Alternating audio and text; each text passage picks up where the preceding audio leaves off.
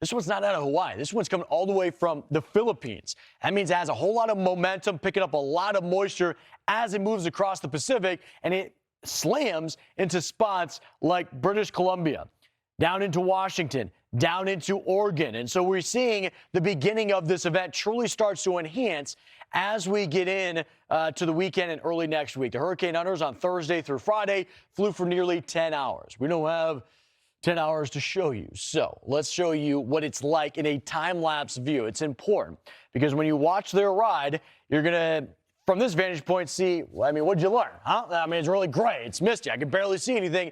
They have so much instrumentation on these aircrafts that you're getting real-time data. Throughout this atmospheric river, they flew into the active zone for 6 hours plus. That means all of our computer models had 6 hours to take all of this information and to update what before this was just extrapolations from satellites, right? Because when you're that far out over the water, you don't have any real-time data that's coming in.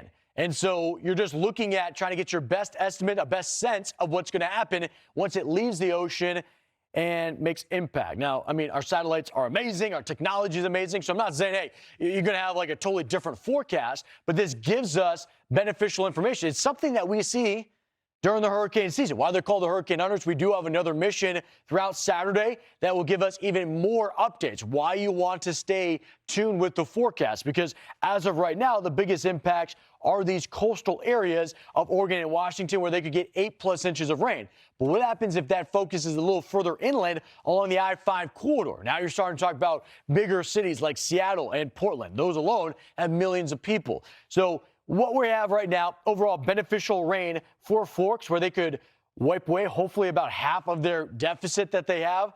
And this is stretched out through a 4-day time frame. So that's another good news. This is not like, okay, you got 1-day event and you're trying to accumulate all of this rain. You have all of this spread out from Saturday through Tuesday. Another nuance to this is the difference between the overnight low and the daytime high. There's not much fluctuation. There's warm air throughout.